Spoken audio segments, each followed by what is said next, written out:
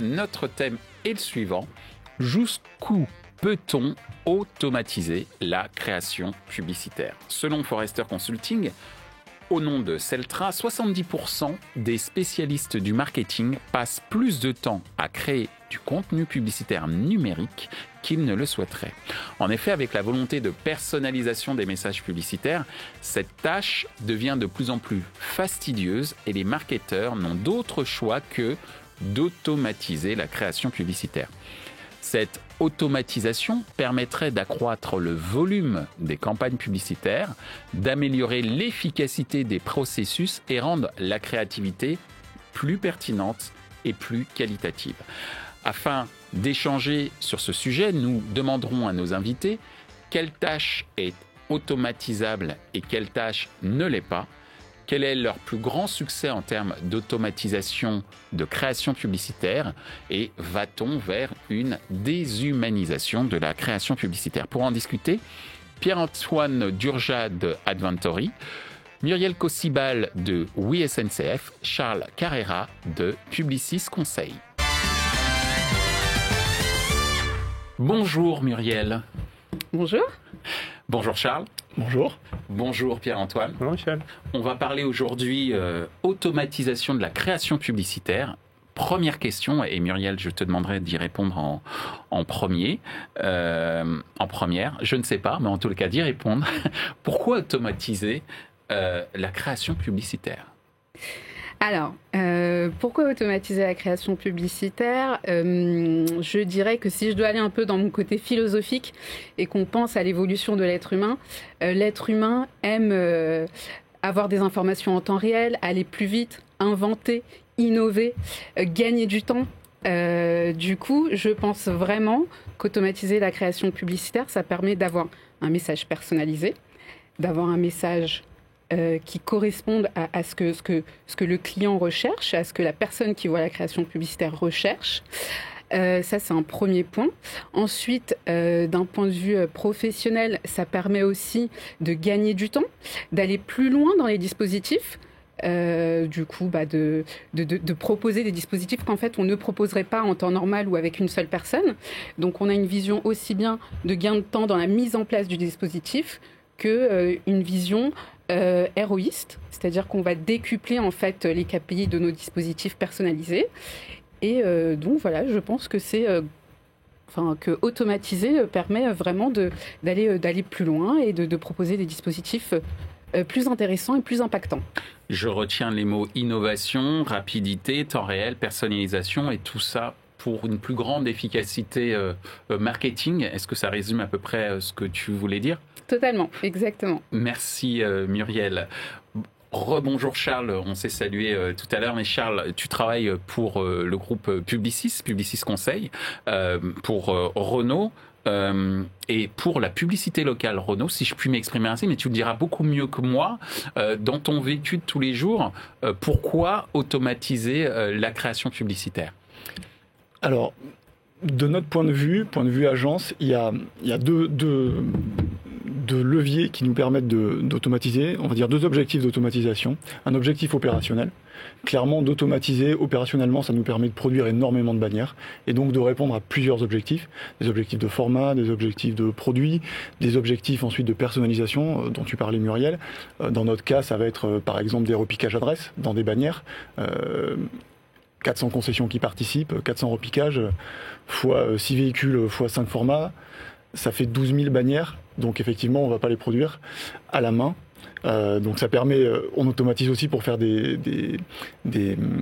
économies à la fois de temps passé et budgétaire. C'est un côté un petit peu opérationnel, rationnel de pourquoi on automatise. Mais il y a aussi une raison plus stratégique. On automatise pour répondre en fait à des idées créatives, à du conseil stratégique, à qu'est-ce qu'on veut faire, qu'est-ce qu'on veut mettre en place. Et parfois l'automatisation, et dans notre cas c'est pas parfois, c'est presque tout le temps, est la bonne réponse. On a besoin de dire que nos concessionnaires existent localement. Et comment on le fait sur le digital ? On va utiliser l'automatisation pour pouvoir, dans la dynamisation de nos publicités, donner des informations qui sont celles des concessionnaires, à commencer par la géolocalisation, l'adresse, mais aussi des infos liées à leurs produits. Merci Charles. Quand je t'entends, j'entends deux mots déjà, productivité et personnalisation.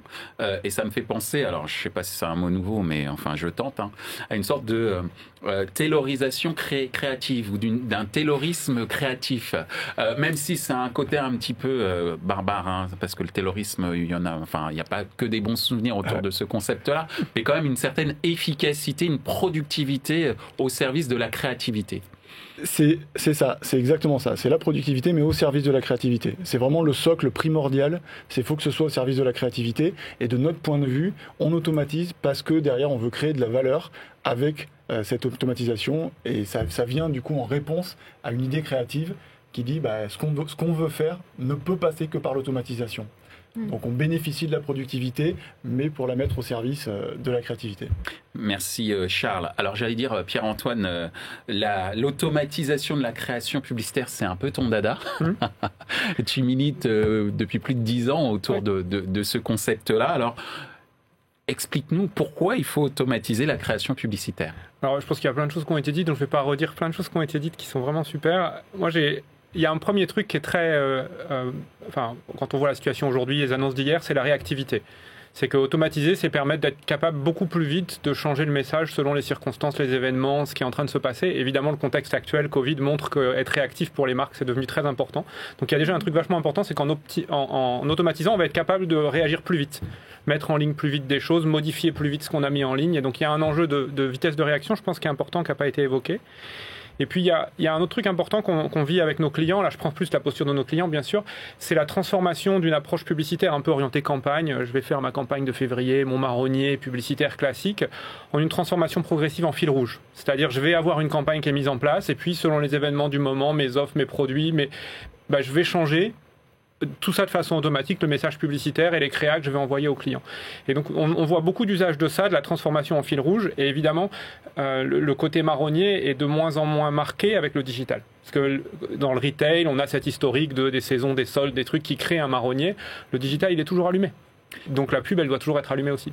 Alors j'entends, merci Pierre-Antoine, j'entends la notion de réactivité, la notion de fil rouge. Il y a une notion un peu de standardisation personnalisable, entre guillemets, si je puis me permettre de faire des analogies de ce type. Ouais, tout à fait. Cela dit, c'est très bien de pouvoir automatiser, de pouvoir standardiser, mais en même temps de personnaliser. Mais est-ce qu'on perd pas un peu alors, j'allais dire un peu de créativité. Ce que je veux dire par là, c'est la création, c'est parfois laisser vaguer son imagination sur des terrains sur lesquels on ne s'attendait même pas à arriver au terme d'une réflexion créative, par exemple. D'où ma question sur cette automatisation en termes de création publicitaire. Qu'est-ce qui est automatisable et qu'est-ce qui ne l'est pas, de ton point de vue, Muriel ? Alors, selon moi, si je dois donner une première réponse brute comme ça, je dirais que tout est automatisable dans la création publicitaire. Donc la création publicitaire, souvent, c'est un format, c'est un claim, il y a une couleur, il y a une image, un visuel. Donc pour moi, tous ces éléments-là sont automatisables, et notamment avec la DCO. En revanche, la limite, c'est quand même la stratégie qui est derrière, la stratégie qui est travaillée par l'être humain, la charte graphique, le discours qui veut être mis en avant, les scénarios aussi qu'on veut mettre en place. Cette partie-là, pour moi, n'est pas automatisable et reste à la portée de l'être humain. Mais après, l'automatisation d'une création publicitaire, les champs du possible sont illimités pour moi, sur la création à proprement parler. Donc, tout est automatisable avec une limite, je reprends tes termes. C'est, j'allais dire, la réflexion stratégique, on va dire ça au sens large, qui, elle, ne l'est pas.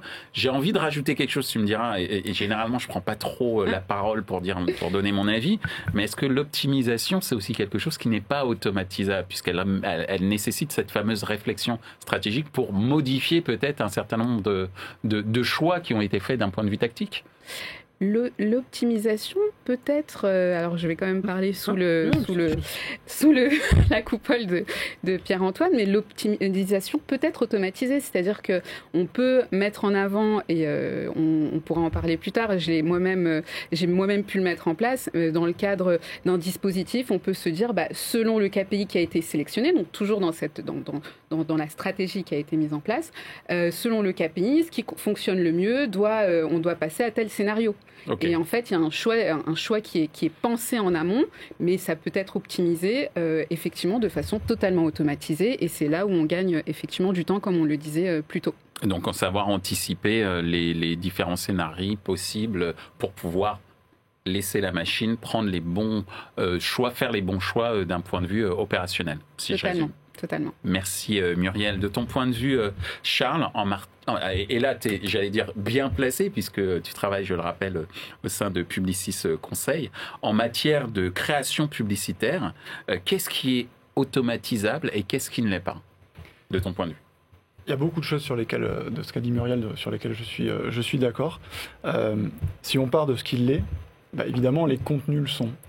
Les contenus des publicités. Donc Pierre-Antoine va sûrement donner plein d'exemples de ce qu'il peut automatiser. Mais j'imagine. Mais on peut automatiser un peu tout. Donc tout ce qui est constitutif d'un élément publicitaire, donc de ce que tu vas dire être une création publicitaire, peut être automatisé. On peut changer effectivement des couleurs, des boutons, des wordings, peu importe. Mais pour ça, il va falloir créer ces contenus, il va falloir créer la matrice qui va permettre de les assembler et de donner les règles d'assemblage de ces contenus. Cette matrice, elle va être créée forcément dans un processus de création publicitaire qui est en amont, qui n'est pas sur la diffusion et qui n'est pas sur les règles qu'on applique au moment de la diffusion. Donc toute cette partie en amont, comme tu disais, cette partie stratégique, mais cette partie aussi création pure, création au sens publicitaire de la création, qui permet de créer des images, des mots, des ambiances, des campagnes. Toute cette partie-là, elle ne peut pas être automatisable. Aujourd'hui, en tout cas, l'IA n'est pas encore en mesure de le faire. Et elle est toujours l'apanage des hommes, et donc des hommes et des femmes, et ne passe pas sur ce versant-là. Ce qu'il faut voir aussi, c'est que quand on passe sur la partie automatisation, tous les contenus le sont effectivement, mais ça va varier. Il y a la question de qu'est-ce qu'on peut automatiser, mais il y a la question de à quel moment. En fonction du tunnel de conversion d'une vente, par exemple, plus tu vas être en hauteur, moins tu vas utiliser l'automatisation. Parce que plus tu vas avoir besoin, pour passer ton message, davantage lié à la notoriété, à l'image de ta marque, de travailler des contenus à la main. Et moins tu vas pouvoir utiliser l'automatisation. Elle n'est pas absente, mais elle est moins présente. Par contre, plus tu ma réflexion sur l'optimisation de tout à l'heure. Tout à fait. Et l'optimisation, pour moi, elle est plutôt en bas. C'est-à-dire quand tu descends dans le funnel, que tu arrives plutôt sur la conversion, là, sur la conversion, tu vas avoir besoin de l'automatisation parce que tu vas être sur du contact plus concret avec des produits, avec des gens qui ont déjà rencontré tes publicités, déjà rencontré tes produits, qui sont déjà venus chez toi. Et toutes ces informations, elles vont te servir pour modifier les contenus de tes publicités, quel que soit le support, et de façon à être dans une démarche très axée performance, répondre à des KPI, être héroïste, comme le disait Muriel. Et pour moi, c'est là où l'automatisation, vraiment, elle prend tout son sens sur ce bas de funnel. Mais la créativité, tout ce qui est en haut de funnel, donc la créativité, la stratégie et tout ça, garde encore la main sur le haut du funnel, ce qui fait que c'est pas toujours l'automatisation est plus ou moins présente en fonction de là où elle se trouve. Merci Charles. De ton point de vue, Pierre-Antoine, est-ce que tu vas me dire oui? Alors, parce que c'est le cœur de ton métier. Non, je pense que est-ce que tout est automatisable? Ça a été très bien répondu. Moi, d'abord, pour rebondir sur le point que tu évoquais sur optimisation manuelle contre la machine, elle peut optimiser des choses qui ont été conçues par des humains. Donc on est toujours dans un équilibre entre les deux. Donc on fait tout le temps ça. Tu vas fabriquer 3 créas qui vont peut-être marcher, tu vas demander à la machine de trouver celle qui marche le mieux, puis celle qui marche le mieux, maintenant que tu as trouvé ton angle, tu vas en refaire 3, puis tu vas redemander à la machine, mais celui qui va refaire 3 versions, c'est un être humain. Et donc c'est une sorte de mélange des deux. Donc je suis assez d'accord pour dire que tout n'est pas automatisable. Moi je vais faire une réponse un peu plus technique, parce que c'est plus ma position là, c'est de dire d'abord en termes de format, il y a beaucoup de choses qu'on peut faire, même des vidéos maintenant, on peut tourner automatiquement des vidéos, modifier, remonter automatiquement plein de choses, ça devient assez formidable, ce qui est faisable quasiment en temps réel, parce que les machines ont augmenté de puissance. Il y a quelques années, on mettait des jours et des jours à compresser des vidéos. Maintenant, ça prend des millisecondes, quoi. Donc, tout a changé. Je pense aussi la question des formats dans les bannières, les emplacements, tout ça, ça s'optimise bien. Mais par exemple, une bonne composition de bannières, un truc équilibré, pour l'instant, on n'arrive pas à le faire à une machine. Donc la compo, elle va rester à la main de l'être humain. Par contre, ce qu'on va mettre dans ces emplacements, comme tu disais, qui ont été prédéfinis, ça, la machine, elle peut changer des photos. Maintenant, on arrive à retailler automatiquement des images, trouver les visages dans les photos pour garder la partie intéressante. Il y a plein de choses que les machines arrivent à faire, mais il y a plein de choses qu'elles n'arrivent pas à faire. Donc, je trouve je trouve que ce qui est vraiment nouveau ces derniers temps, c'est la vidéo. Ça, c'est vraiment sympa, on peut faire plein de choses en vidéo. L'audio commence à arriver, on commence à générer de l'audio automatiquement, mais par exemple, l'oreille humaine détecte tout de suite les montages automatiques. C'est très dur de faire de la composition automatique d'audio, et donc c'est encore... alors que la vidéo, c'est plus facile. Et dans les inventaires techniques, c'est assez marrant, il y a des inventaires qui marchent bien. Le DOH, par exemple, les écrans qu'on a dans les gares et tout, on peut tout automatiser. Par contre, les pubs natives que vous avez en bas de la presse, on peut pas, quoi. Bon, voilà, oui, tout n'est pas faisable, ça dépend des emplacements, des technos. Donc c'est ce que je comprends, c'est une variété de formats. On parlait de l'audio par exemple, qui marche. Enfin, si c'est trop automatisé, ça ne marche pas forcément très bien. Par contre, le DOH, Digital Out of Home, pour la traduction, le digital à l'extérieur de la maison, ça fonctionne bien.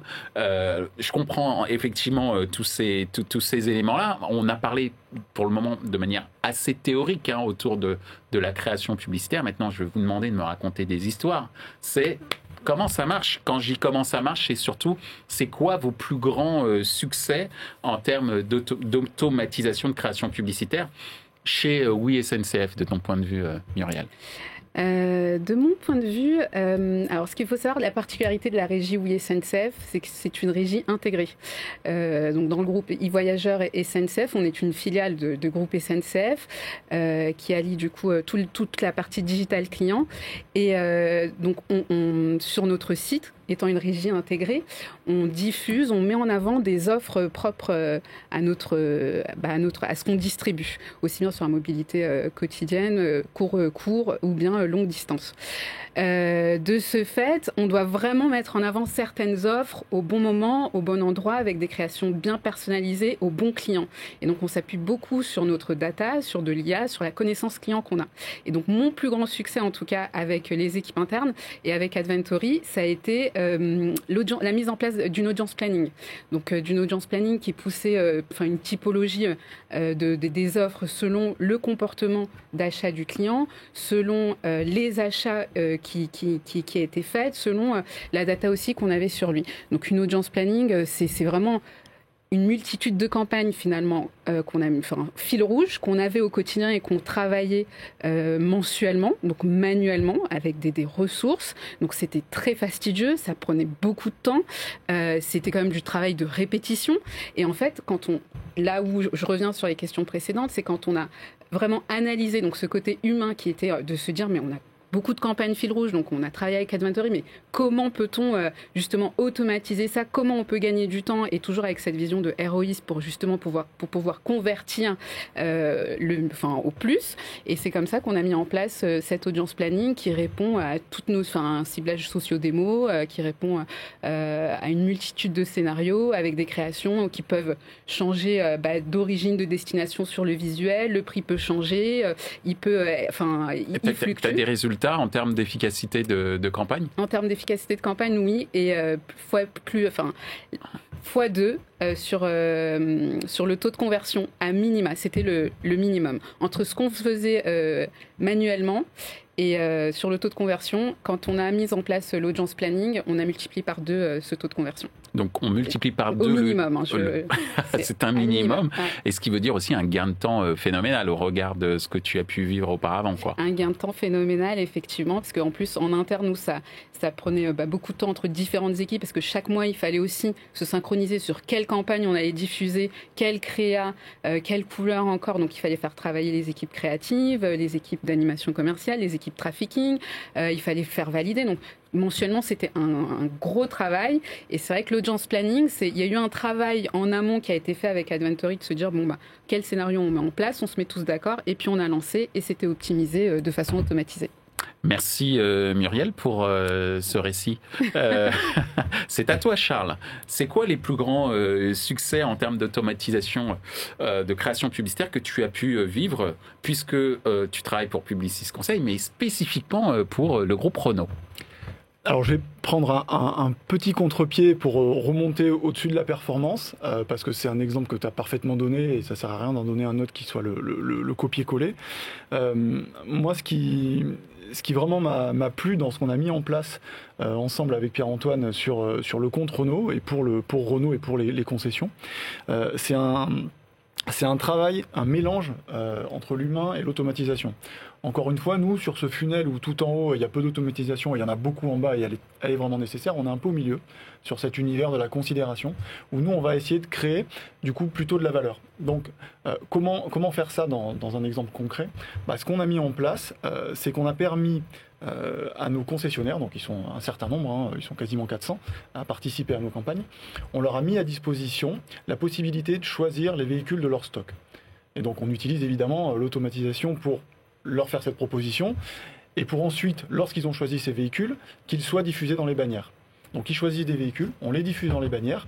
Tout autour de ça, c'est effectivement parce qu'il y a de la création publicitaire automatisée qu'on peut le faire, mais il y a un choix humain, celui du concessionnaire de dire je vais pousser pas forcément mes véhicules qui cliquent le plus sur les bannières, mais je vais pousser les véhicules que j'ai envie de vendre en fait, que j'ai dans mon magasin et que je veux vendre. Donc on revient à un truc un peu publicité, je veux vendre ce que je veux, soit sortir de mon magasin, soit ce que je veux montrer car c'est nouveau et personne ne le connaît, mais c'est une démarche qui est un peu différente, qui est un peu moins héroïste, mais qui a besoin aussi de l'automatisation pour s'exprimer. C'est vraiment, on a créé de la valeur ensemble pour les concessionnaires qui vont avoir à choisir parmi leur stock, ça les fait s'engager, ça les fait s'impliquer, ça les fait suivre leur campagne. Et puis une fois que c'est lancé, là c'est l'automatisation qui prend le relais. Effectivement, il y a plein de règles qui existent, il y a plein d'intervenants qui sont en jeu pour que ça puisse être diffusé. Et à la fin, les équipes publicistes en région reprennent la main et elles aussi, grâce à des outils générés par l'automatisation, vont pouvoir porter des bilans à la granularité de la concession auprès du concessionnaire. Et donc, aller les voir et faire un travail, du coup, humain, là aussi.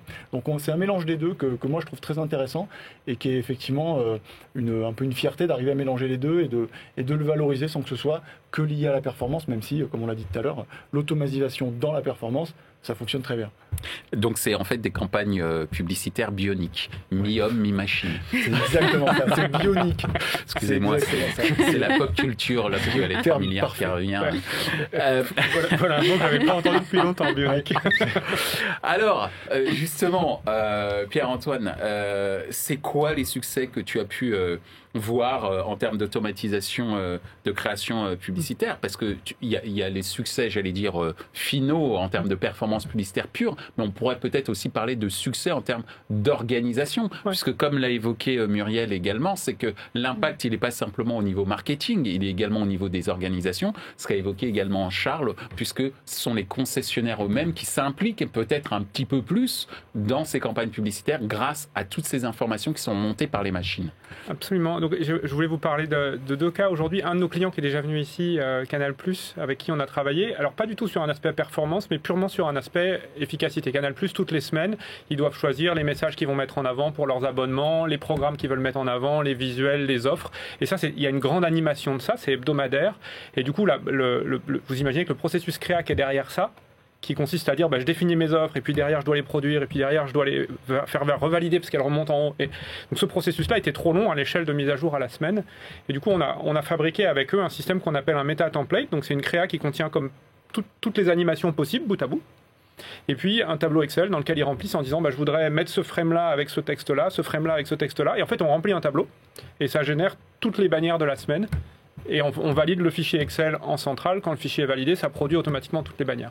Et avec ce type d'automatisation, on arrive à passer à vraiment être dans la communication quasi temps réel sur l'actualité et avoir une publicité qui rebondit sur l'actualité. Pour un groupe comme Canal, c'était évidemment important.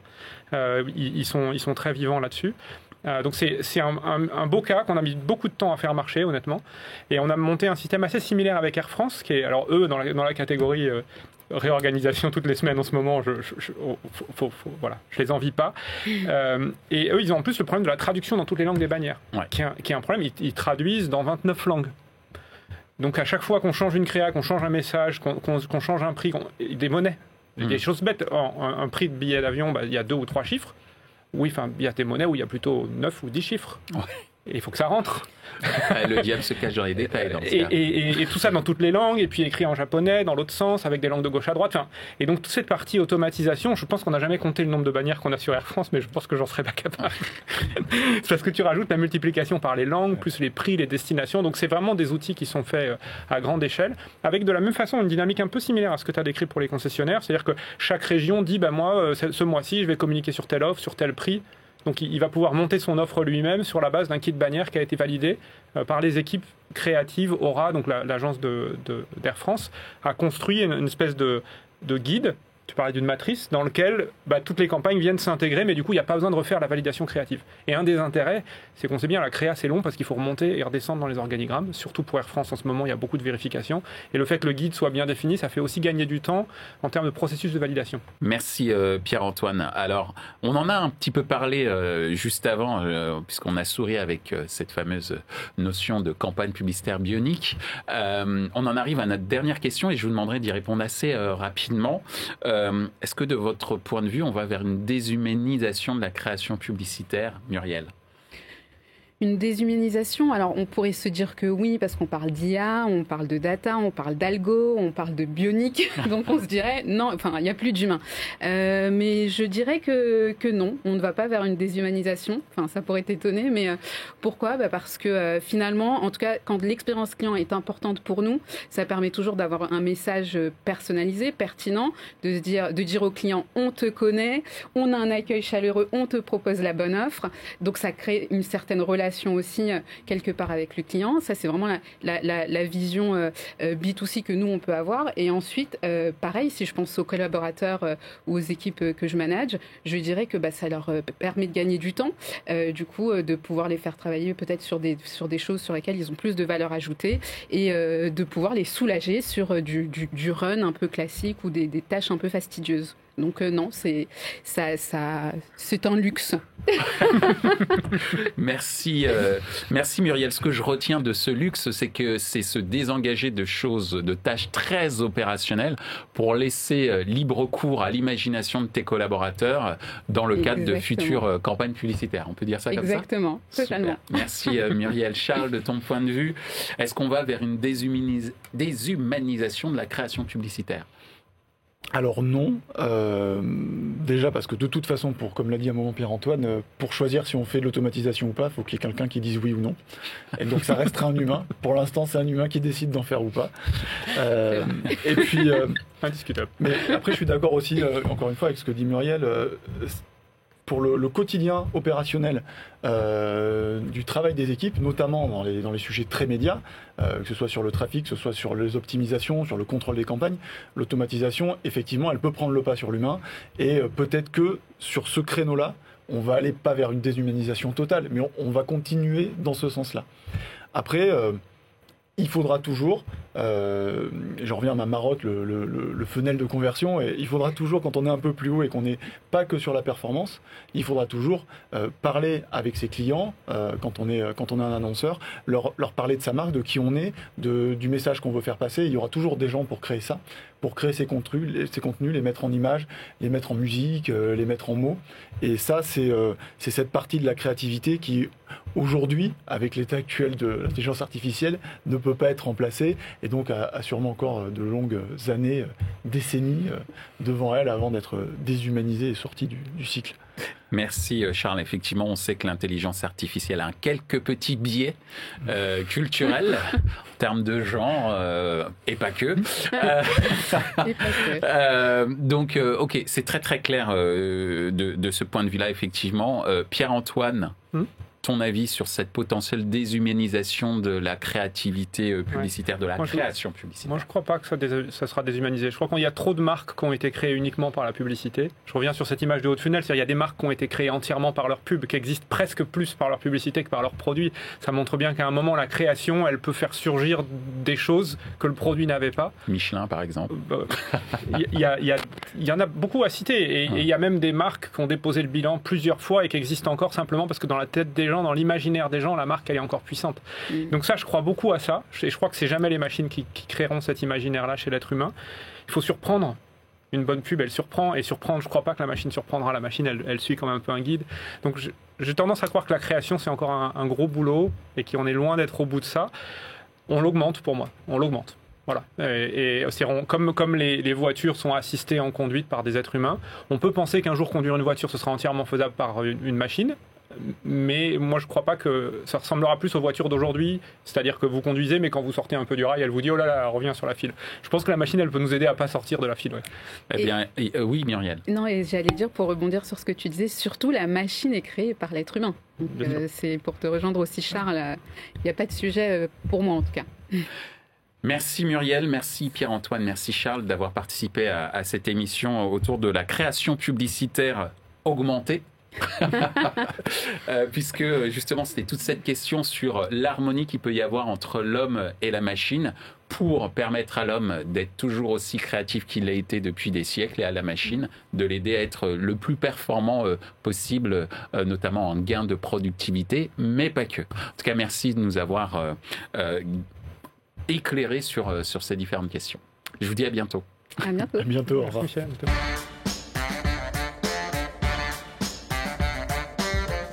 Ainsi s'achève ce débat autour de l'automatisation de la création publicitaire. Ce contenu est accessible en podcast sur les principales plateformes d'écoute.